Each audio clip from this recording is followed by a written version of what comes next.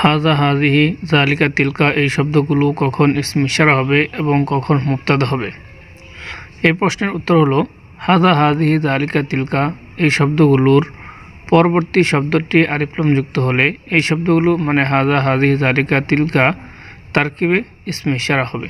যেমন হাজাল কলামু, আল কলামু শব্দটি আলিফ লাম যুক্ত, তাই হাজা হবে ইসমে ইশারা আর আল কলামু হবে মুশারুন ইলাই। আর হাজা, হাজিহি, জালিকা, তিলকা এই শব্দগুলোর পরবর্তী শব্দটি আলিফ লাম মুক্ত হলে এই শব্দগুলো মানে হাজা, হাজিহি, জালিকা, তিলকা তারকিবে মুবতাদা হবে। যেমন হাজা কলামুন, কলামুন শব্দটি আলিফ লাম মুক্ত, তাই হাজা হবে মুবতাদা, কলামুন হবে খবর।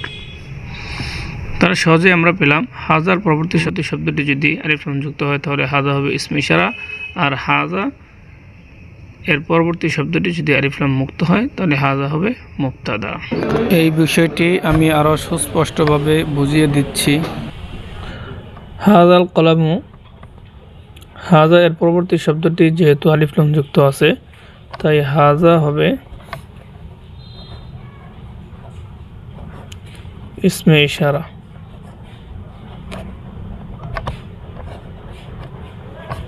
ইসমে ইশারা আর আলিফ লাম যুক্ত শব্দটি হবে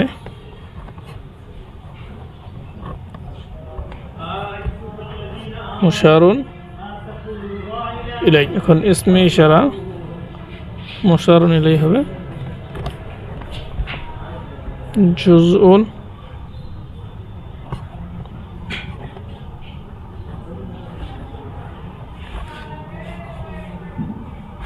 জুজুল জুমলা, জুজুল জুমলাতে মানে জুমলার একটি অংশ।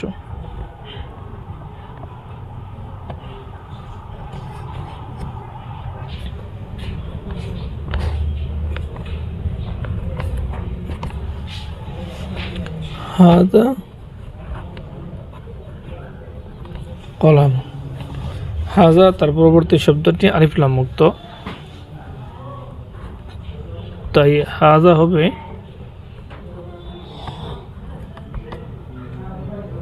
মুবতাদা,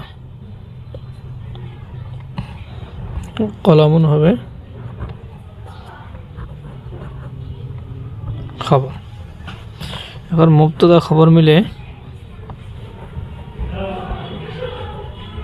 জুমলায়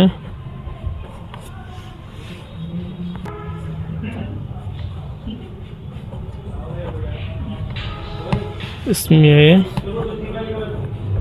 খবরিয়া।